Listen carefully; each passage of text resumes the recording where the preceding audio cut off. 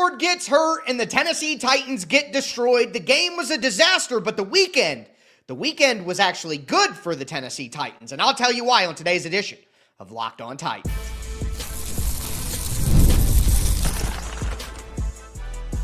You are Locked On Titans, your daily Tennessee Titans podcast, part of the Locked On Podcast Network, your team every day. Welcome to the Locked On Titans podcast. I am your host, Tyler Rowland. Titans fans, today's edition of the Locked On Titans podcast is sponsored by Prize Picks. Download the Prize Picks app today. Use the code LOCKEDONNFL to get $50 in lineups after you play your first $5 lineup. On today's show, we're going to talk about that disaster of a game. Cam Ward got hurt, and I think it's Mike McCoy malpractice on the way out. After we wrap up the game, we got to talk about the weekend that was, because again, the game was a disaster, but I think it was a good weekend for the Tennessee Titans. They're getting some help with their draft pick, and Mike Borgonzi got clear control of the football operation. So we'll talk about all of that before we dive into it. Do want to thank you for making Locked On Titans your first listen each and every day. Remember, Monday through Friday, Tennessee Titans content all year round, always for free. Make sure that you get subscribed, stay subscribed. It's your team every day. Speaking of every day, shout out to my everydayers out there tuning in Monday through Friday. Couldn't do it without you guys. If you aren't an everydayer, you need to be one. The head coaching search is about to go into overdrive. I'm going to keep you up to date. I'm going to keep you informed and entertained on every single coaching candidate. We're going to do deep dives, talk about potential coaching staffs, so much information, and then free agency is right around the corner, and then the draft. I'm going to have you good to go on everything. I am your host, Tyler Rowland. 25 years as a Tennessee Titans fanatic, covered the team for USA Today, Sports Illustrated, and I've hosted the #1 Tennessee Titans podcast right here for the last 7 seasons. So make sure that you get subscribed, stay subscribed, and stay locked in with the Locked On Titans podcast. But with all that being said, again, Cam Ward gets hurt, and that is the disaster moment. That is the one thing I talked about on the show on Friday. Healthy, no serious injuries. And now look, Cam Ward has a shoulder injury on the opening drive. What a great drive that was. We'll talk about that in a moment. But early indications, seeing early reports from different medical sources. Paul Kaharski reported that early indications are it's not a serious injury. But I'll tell you this, seeing Cam Ward on the sideline in a sling, that doesn't make you feel very good no matter what happens, no matter what the outcome is. But early indications are Cam Ward will be fine. It doesn't look like it's going to be something serious. But I'll tell you, you know what makes it serious or not in my mind?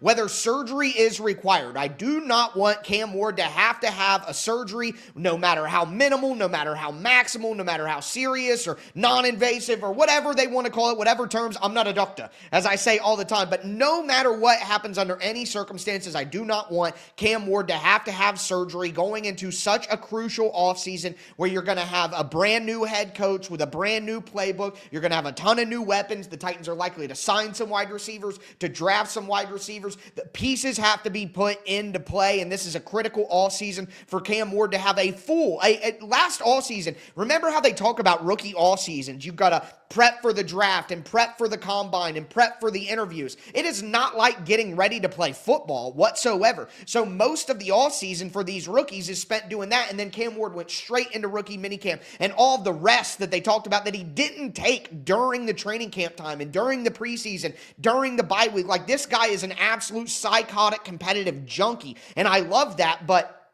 he got no break from his college season into draft prep, into the NFL season to be a rookie starter in his first year. Like, that takes a toll on somebody, and I want Cam Ward to be fresh, healthy, good to go as we go into a critical offseason where he can just focus on being an NFL player and doing all the things that you have to do, and not on meetings and combine testing and measurements and all of these different things that come along with getting ready for the NFL draft. Like, he can finally settle in and have time and not have everybody breathing down his back about being #1. Like, it's critical. So the thing that differentiates whether this is a serious problem that we just witnessed or whether it's not is whether surgery is required or not. If Cam Ward is going to heal with no surgery, this is not a big deal whatsoever. But let me just say this.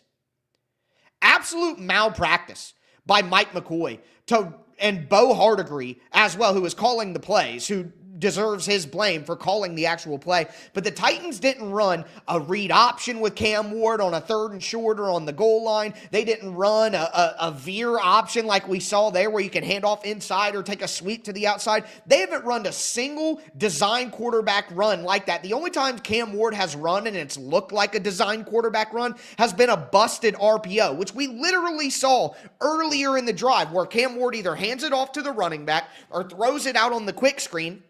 He chose to throw it out on the quick screen, but a defender got in the way and he couldn't throw it. So he has two options right there. Either he throws it to the ground where someone else is at, so it's incomplete and takes an intentional or an illegal man downfield penalty because his linemen are blocking downfield because it's RPO timing, or he has to run it to avoid a penalty and gain some yards. He did that earlier, got a couple yards, went down fine. I don't think it was that. It was a designed quarterback run, and for them to pull that out in Week 18, on the opening drive of a game, when the game isn't even on the line and in the balance yet, on 1st down from 6 yards out, you're not even on the 1 yard line on the goal line where he can get in easily. On 1st down where it's not even a money down where you gotta have it, you could just run Tony Pollard up the middle and be fine. For the Tennessee Titans to run a design QB run with Cam Ward for what feels like the first time all season, in that moment, in an inconsequential game, when you as Mike McCoy and Bo Hardegree know that you are out on your can tomorrow morning. For them to, that is like if you're a house sitter for a rich person and you eat McDonald's off their china on the last night before you got to give up the house and give it back. That's what just happened. Mike McCoy ate a Big Mac on our family china because he knew that he was leaving the house tomorrow. That's what just happened to us. It's despicable. It's disgraceful. You can defend it as, oh, it's football. It's a football play. No, I'm sorry. Calling that kind of play at this time after what's happened all year, that is malpractice by Mike McCoy. And just another reminder for anybody who thought that he should be a serious candidate for this long-term head coaching position that you're insane. Cam Ward is not Lamar Jackson and Jalen Hurts and Jackson Dart. Shouldn't be used on these plays like that. If you want to run like Tannehill used to run the read option right on the 1 yard line or 3rd and 1, 3rd and 2. You want to do that? Perfectly fine. But people defending Mike McCoy saying, oh, it's just a football play. It's perfectly fine that they did that. Blah, blah, blah, blah, blah. Like, I'm just like, no, I'm sorry. I hate to be harsh and critical, but it was ridiculous. It was ridiculous. So the fact that that happened really made me angry. But whether Cam Ward has to have surgery or not will be what happens. Now, I think it's funny that both of the coaches that had the reins this year, both of them gave a parting gift to the Tennessee Titans. Brian Callahan gave the Titans the gift of Brandon Allen, who was absolutely terrible and ensured that the Tennessee Titans never scored another point. The Titans were up 7-0 with Cam Ward. They lost 41-0 with Brandon Allen. So there you go. Thank you, Brian Callahan. This is why I wanted a bad backup quarterback. If Cam Ward isn't in the game, why would we want to win? And especially at this point in the season, when you know the season is over. If Cam Ward's out, they can lose by 1 million. I don't care. Especially with it being Week 18. Give me a break. So the fact that Brian Callahan left us with his quarterback coach in the locker room, in the quarterback room, Brandon Allen, to secure this draft position. Thank you, Brian Callahan. But on the other hand, Mike McCoy left us the piece of coal that is getting Cam Ward hurt in the final game of the season. So both of the Titans head coaches this year left us with a little gift on Week 18. All right. But again, early indications are that Cam Ward did not suffer a serious injury. But nonetheless, that will be determined, in my opinion, by whether or not he has to have surgery or not. So we wait and see on the update on that and confirmation on that. And we may not get it anytime soon. With the season being over, they have no reason to do that. So we hope that an insider of some kind or someone locally will give us a report on whether Cam Ward has to have surgery this offseason, because if it's an AC sprain, a joint sprain, something like that, again, I'm no doctor, but just NFL examples in the past, some guys have had to have surgery. I think, again, I don't want to misremember, but Will Levis might have had surgery for something similar to that. So it's not out of the question, and that's my biggest fear going forward. Now, I do want to quickly say that although the game was a disaster, Jeffrey Simmons, again, a great player, gets another sack right off the rip. And shout out Myles Garrett, who set the NFL sack record against the Bengals, even though we'll talk about that. The Bengals let us down, folks, like always. But anyways, I thought Simmons, James Williams had some plays. They mixed him in with Cedric Gray. I thought James Williams played pretty well. And Chim Dike, again, continues to look good. Alec Iomanner, some physical catches. And Jackson Slater got to play. I can't wait to break down his tape over on the Tic Tac Titans film channel. And maybe we'll talk more about Jackson Slater later when we do a final year-end rookie review. I got a lot of content planned for you guys coming up, both here with the conversations on Locked On Titans and on the Tic Tac Titans YouTube channel with the film breakdowns. But with that being said, again, the game was a disaster, but the weekend was pretty good for the Tennessee Titans, and that includes some of the help that they got with their draft pick position. Do want to let you know that today's episode is sponsored by Drip Drop. Kicking off the year feeling good is the goal, right? And honestly, hydration is the easiest win. When I stay on top of it, my energy, focus, and mood all level up. But let's be real, plain water doesn't always cut it, especially when you're grinding through the long days, hitting the gym, or just trying to stay consistent with your health goals. That's where Drip Drop comes in. It's doctor-developed, proven fast hydration that helps your body and mind work better, think clearer, focus, better energy, elevated mood, even that fresh skin glow. I love Drip Drop. I've been using it as of late. My lady loves Drip Drop as well. We've both been enjoying it. Variety pack with a ton of different flavors. Drip Drop science-backed formula is tested by firefighters, medical professionals, over 90% of top college and pro teams because it rehydrates you faster and more effectively than water alone. Right now, Drip Drop is offering my listeners 20% off your first order. Go to dripdrop.com. Use the promo code LOCKEDONNFL. That's dripdrop.com, promo code LOCKEDONNFL for 20% off. Stock up now at dripdrop.com. Use promo code LOCKEDONNFL. Today's episode is also brought to you by Prize Picks. Whether you're starting a new routine or jumping into player projections for the first time, trying something new can feel like a challenge, but with Prize Picks, it always feels good to be right. With high-pressure football matchups every weekend and elite hoops action almost every night, the action never slows down, and Prize Picks lets you stay in control. Prize Picks is a daily fantasy app that makes watching sports even more exciting by letting you build lineups based on player projections. No drafting, no waiting. You just pick more or less, and you play your way. Prize Picks has some awesome features. They have Flex Play, which gives you a lot of flexibility where you could still get paid even if one of your picks misses. And they have a new early payouts feature that's a game changer. If a player starts hot, you can cash out before the game ends. Download the Prize Picks app today. Use the code LOCKEDONNFL to get $50 in lineups after you play your first $5 lineup. That's code LOCKEDONNFL to get $50 in lineups after your first $5 lineup. It's Prize Picks. It's good to be right.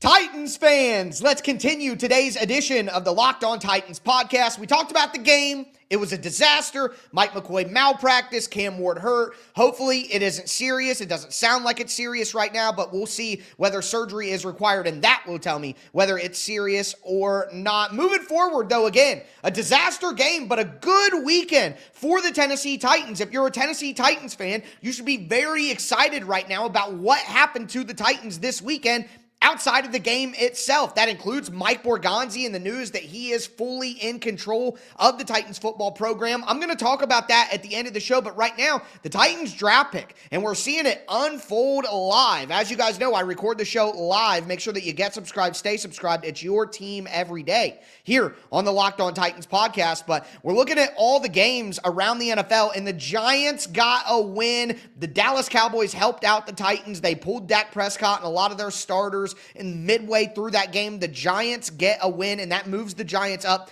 to 4 wins on the season. And this is exactly what we hoped would happen when we talked a couple of weeks ago about the remaining schedule. You had the Giants against the Raiders last week. The Giants are obviously a better team. They beat the Raiders. The Giants don't need a quarterback. So the Giants would be a team that would take a trade down if the Raiders get the number 1 pick, they're just going to take a quarterback. I don't want another team up there to get a big trade down package, and then there won't be as many teams who would be willing to give a trade up package. Like, there's only going to be 1 at max, maybe 2 if we're lucky, teams that are actually willing to package a bunch of picks and move up. And one of those teams that would take a big package is the Giants. So if the Giants are at number 1, then that means they'll probably trade back. That ruins the Titans' opportunity to get a good trade back for a potential quarterback. So I'm happy that the Giants did this. They beat the Raiders last week, and then they beat the Cowboys. Like, this is great news for the Tennessee Titans. Now, what remains? The Raiders got 2 wins. The Raiders are not going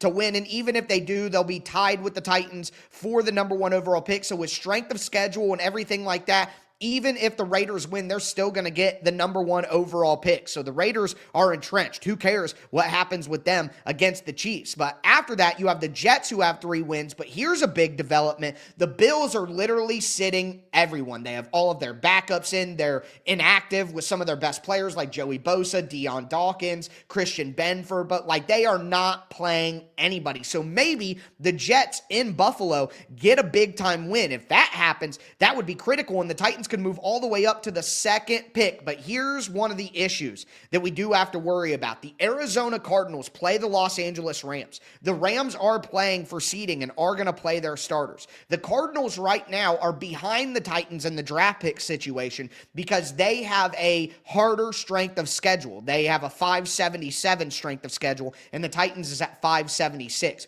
Well, some of the games that the Titans need to go their way did not go their way. They needed the Browns to lose to the Cincinnati Bengals. That was a big time one for the Titans, and it went against them. So that's not going to help the strength of schedule right there. Not only that, but they needed the Cowboys to win. They needed the Packers to win. They needed the Falcons, and the Falcons won. They need Miami. They need Miami to win. Miami plays New England right now in the 4 o'clock window, but they needed 3 stars, 2.5 stars at minimum to secure a weaker strength of schedule than the Cardinals and make sure they're ahead of them in the order. I don't think that that's going to happen. They're not, even if Miami wins, they're only going to have 2 stars because the Packers, Cowboys, and Bengals all lost. So that's going to be up in the balance. There is a chance that the Giants move behind the Titans, but the Cardinals move ahead of the Titans, and the Titans still sit at pick number 4. But the way things are looking right now, the Tennessee Titans cannot have anything less than the 4th overall pick. We're looking at 2 through 4. The Jets need to give the Titans a miracle. And the Cardinals need to win. Yeah, that's what it's looking like. The Cardinals' strength of schedule has dropped to 568. The Titans is still at 576. So if the Cardinals lose against the Rams, the Cardinals are going to have a higher pick than the Titans. So right now, unless the Jets win and the Cardinals win, the Titans will not pick number 2. So Jets win, Cardinals win. Titans pick number 2. Jets win, Cardinals lose. Cardinals win, Jets lose. The Titans pick number 3. If both of them lose, then the Tennessee Titans will pick number 4. So now it's all down to the Cardinals and the Jets, who again are both playing in the 4 o'clock window. You're listening to this on Monday morning. You already know the results of those games. But no matter what, the Tennessee Titans are in a position to have a top 4 pick. And that's critical. And now, we look at the draft, and I talked about it on my episode on Friday. There are basically 8 players who I want the Tennessee Titans to leave the first round with one of those players, whether it's them picking them, sticking and picking, or whether it's them trading back a little bit. I want either Reuben Bain, Arvell Reese, or David Bailey on the edge. Jordan Tyson, Carnell Tate, or Mekhi Lemon at wide receiver. Jeremiah Love, Caleb Downs. I might even reluctantly throw Sonny Styles in there if the Titans traded down like to 10 or 11. I would not be angry if that happened, but it would have to be with all those other guys off the board. So essentially being in the top 4, if there are 2 quarterbacks like a Mendoza and a Dante Moore, maybe the Titans don't get a trade for one of those guys. But if those guys go off the board, then you're getting one of Reese or Bain. You're getting, one guy is going to go off the board. And if it's the Cardinals and it goes Raiders, Jets, and they take two quarterbacks and then the Cardinals are up, I mean, they've taken Marvin Harrison Jr., they have Trey McBride. Would they take a wide receiver? They could probably go edge rusher. They need some other things in Arizona, though. It would be interesting to see what they do there. So I think that the Titans, no matter what, based on what's happened with the Giants losing their game, the Titans are in a great position and there's still opportunities for things to get better. I think the Jets might have a serious opportunity to win against the Bills based on what the Bills have done, even though the Bills are at home. So there are still things that could play out for the Titans. They didn't get much help to stay above Arizona, but they did get help from the Giants. So that could leave them at minimum at number 4. And I think going into the week, they could have dropped as far as number 7, and that would have been a true disaster. So the fact that they avoided that, that's great. And then we move to Sunday Night Football, where remember, if the Ravens win on Sunday Night Football against the Steelers, if the Ravens win, the Titans' 5th round pick they got for Draymond Jones becomes a 4th round pick. That's critical. And again, the draft pick situation and the Titans having a good draft pick for sure now, no matter what takes place, they're going to have a top 4 pick. And I think that makes sure that they get a really good player in a really good situation and could even take a trade down still, even if somebody wants to trade up for a specific position player and it's not a quarterback. It doesn't always have to be. We just saw Travis Hunter get drafted up for, so who knows what could happen. But either way, the Titans are going to have a good draft pick. Early reports on Cam Ward are that he's going to be fine. And the Titans provided clarity for the fan base and for potential head coaches coming up here in the future with a statement they released on Friday. And I think it's a very interesting statement. It tells us a lot. We're going to go over why this was also a very good part of the weekend for the Tennessee Titans. Do want to let you know that today's episode is sponsored by BetterHelp. The new year doesn't require a new you, maybe just a less burdened you. We all carry things that weigh us down or hold us back, and therapy can help you identify what those things are by offering an unbiased perspective that helps you better understand your relationships, motivations, and emotions. That's where BetterHelp comes in, making it easy to get matched online with a qualified therapist who can help you work through what's holding you back. Maybe it's fear, pressure, perfection, or doubt that's been weighing you down. BetterHelp makes sure that you find a therapist that's fully licensed in the U.S. and work according to a strict code of conduct. They do the matching work for you with a short questionnaire that identifies your needs and preferences. And with over 12 years of experience, they typically get it right the first time. But my favorite part about BetterHelp is if you're not happy with your match, you could switch to a different therapist at any time. And I think it's critical when you're doing therapy to get somebody who really connects with you. BetterHelp makes that super possible. BetterHelp makes it easy to get matched online with a qualified therapist. Sign up and get 10% off at BetterHelp.com/lockedon. That's BetterHelp, H-E-L-P, BetterHelp.com/lockedon. Today's episode is also brought to you by Game Time. The NFL season is obviously in full swing, and there's nothing better than being at the game. The crowd noise, the energy, cheering alongside other fans, watching at home is great. And with it going into the playoffs, of course, the stadium hits different. The frustrating part is always having to get tickets because you got to wait in queues, deal with logins, and watch your price change right at checkout. That's why the Game Time app gives the advantage back to fans. It's a hack for unlocking amazing NFL tickets and experiences in just a few taps. I love Game Time and buy all my tickets on Game Time. Yes, NFL, NBA, WNBA, MLB. I've done concert and comedy tickets on Game Time because they have the best features. You get a panoramic view from your seat so you know what you're going to be looking at before you even buy the tickets. You get zone deals. You get the Game Time guarantee, and all fees are included in the upfront price, so the price that you see is exactly what you pay. Take the guesswork out of buying tickets with Game Time. Download the Game Time app, create an account, use the code LOCKEDONNFL. That's LOCKEDON NFL for $20 off your first purchase. Terms apply. Again, create an account, redeem the code LOCKEDON NFL for $20 off. Download the Game Time app today and get back to being there live.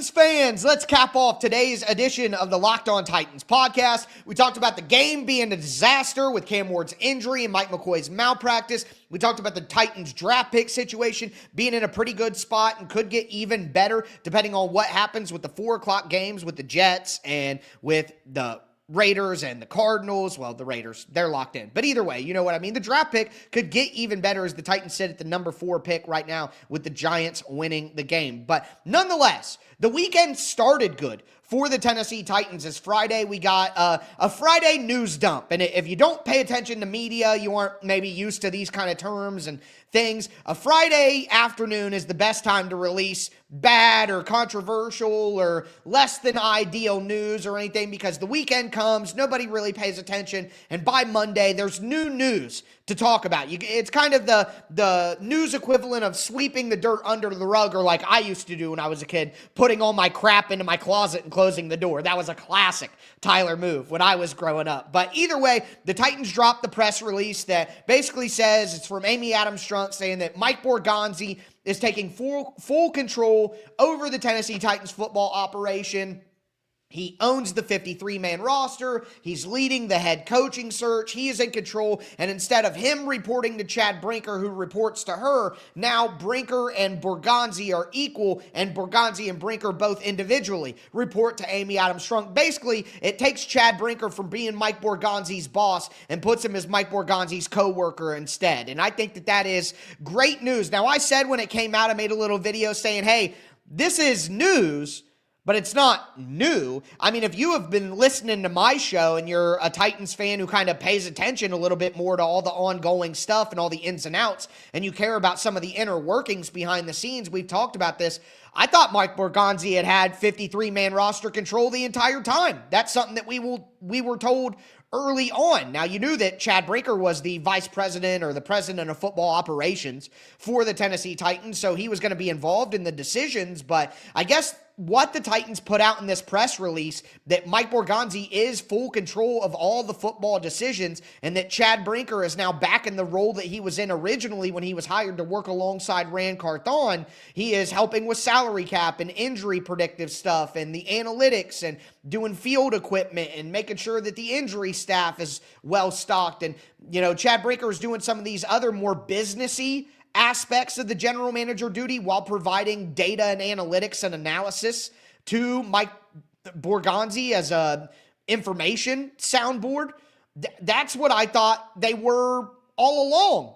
To be honest with you, I just thought Chad Brinker was a liaison who can translate all of the ongoings to Amy Adams-Strunk. So quite frankly, this isn't really a deviation from what I thought their role delineation was anyway. I didn't think that this was a difference from what we already knew. But nonetheless, the reason that this is coming out and the reason that this is being said publicly, even though it's something that could be sorted out behind closed doors, you didn't need to do this publicly. The reason that they did do this publicly was so that the potential head coaches that they're getting ready to interview know exactly what's going on.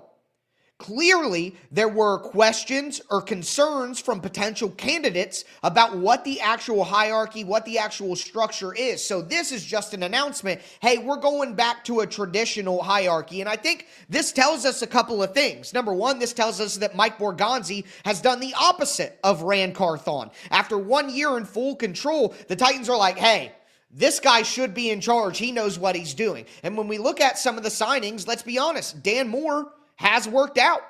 That worked out. Dan Moore has been fine this year. He has not been great, but he's been fine. And I don't want to get into each individual move. We don't have time for that. But the draft class as well has performed very well. So I think with what Mike Borgonzi has showed us in year one, it's like the opposite where, hey, we didn't make this massive mistake and we got to get rid of this guy right away and move on. It's the opposite of, hey, we did pick the right guy. And I think while most people called Chad Brinker a snake and he wanted to snake the power from Ran Carthon and he went behind Ran Carthon's back and was Jafar and Amy Adams-Strunk ear and used the swirly-eyed scepter, snake scepter on Amy Adams-Strunk to get power from Ran Carthon. I think in reality, what we really see now after all of the moves have played out, this is what happened. Ran Carthon was a disaster. It was a bad hire. It was a big mistake by Amy Adams-Strunk.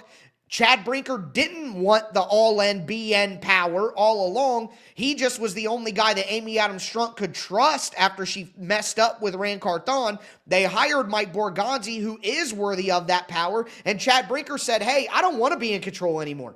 I don't want all this power. I never wanted to have all this power anyway. I want to be a mad scientist on the side, cooking up intellectual property algorithms about injury predictions and salary cap management. I want to be a tinkerer off on the side. I don't want all the power. I didn't want to snake this away from Ran Carthon. He was just a bozo. And I was the only person Amy Adams Strunk could trust. And now that we have Mike Borgonzi, who is worthy of the power, I'll give it back to the guy and go back to doing what I wanted to do all along. I think that there were a lot of rumors and a lot of opinions and a lot of conjecture about what Mike Borgonzi and Chad Brinker and their roles and their involvement and all. And I think this kind of tells us the truth. Brinker didn't want that power all along anyway. He gave it back as soon as somebody worthy came along to take the mantle. He didn't want it. So I think that we've learned a lot of truth this weekend. But again, the most important part of this is this was a public relations statement to potential head coaches of Mike Borgonzi is in control. He is hiring you. He has control of the roster. He is your partner. He's who you're going to work with. And Chad Brinker is a guy who's helping on the side in the process. But Borgonzi is the guy. There is no confusion. There's no uncertainty. It's not clear as mud. It is crystal clear. Mike Borgonzi is in control. That's who's going to hire you. That's who's your partner. And making that definitive public statement is why this statement was made at all. It did not need to be made, but the fact that they made it was for that purpose. It's so the fan base knows who's clearly in control, and then that's who the head coach is. More importantly, know who's clearly in control. And folks, it is popping off already. We got official reports, and I posted on all my socials from Easton Freeze at A to Z that Mike McCarthy and Matt Nagy will get a formal interview request from the Tennessee Titans. I would imagine they both take it. We will see. But also, there are some names out there like a Robert Saleh, Jeff Hafley, Chris Shula, who should and intend to get interview requests from the Tennessee Titans. Some of the people that they're going to interview are going to be in the playoffs. On tomorrow's show, we are going to go through all of the reported candidates that have been tied to the Tennessee Titans. There's like 11 or 12. Right now, I'm going to go through every single one of them and talk about all of them, what stage I think they could be at for the Tennessee Titans, the timeline for interviewing them, what it could look like. Going to do all of that on tomorrow's show. But again, this weekend was a good weekend for the Tennessee Titans. Yes, Cam Ward got hurt. Again, early reports are it's not serious. Hope he doesn't have to have surgery. If he doesn't have to have surgery, no harm, no foul.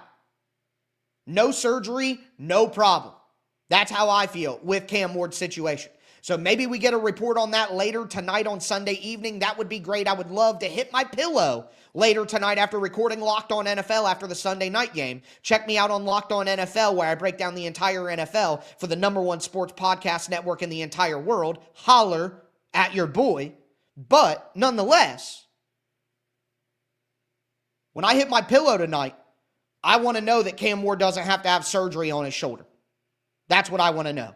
I will wait for that confirmation before I am no longer concerned. So hopefully we get that soon. But nonetheless, outside of that, if that goes fine, which again, early reports are good, the Titans draft pick is in a good spot. They're going to get a really good player who can help this team. Mike Borgonzi has clear control, the guy who we trust and want to pilot this ship. And now all of the future head coaching candidates know that.